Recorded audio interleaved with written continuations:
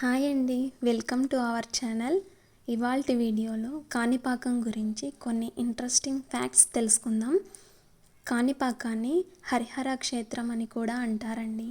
ఎందుకంటే ఒకే ప్రదేశంలో శైవ దేవాలయాలైన వరసిద్ధి వినాయక స్వామి మరియు మణికంఠేశ్వర దేవాలయం, అలానే వైష్ణవ దేవాలయమైన వరదరాజస్వామి ఆలయం కూడా ఉన్నాయి. ఇక్కడ స్వామివారు ఉద్భవించినప్పటి నుంచి ఇప్పటికీ విగ్రహం సైజు పెరుగుతూనే ఉందట. అది ఎలా తెలిసిందంటే మొదట్లో చేపించిన కవచాలు అండ్ కిరీటం ఇప్పుడు సరిపోవట్లేదట. ఆ కవచాలను టెంపుల్లోకి వెళ్ళినప్పుడు కళ్యాణోత్సవం జరిగే మండపం దగ్గర గమనించగలరు. లోపల వీడియోస్ తీయడానికి అలో లేదు కాబట్టి చూపించడానికి కుదరలేదండి.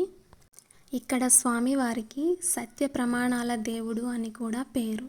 ఎందుకంటే ఇక్కడ కోనేరులో మునిగి స్వామి ఎదురుగా నిలబడి అబద్ధం చెప్పడానికి ఎవ్వరూ సాహసించరండి.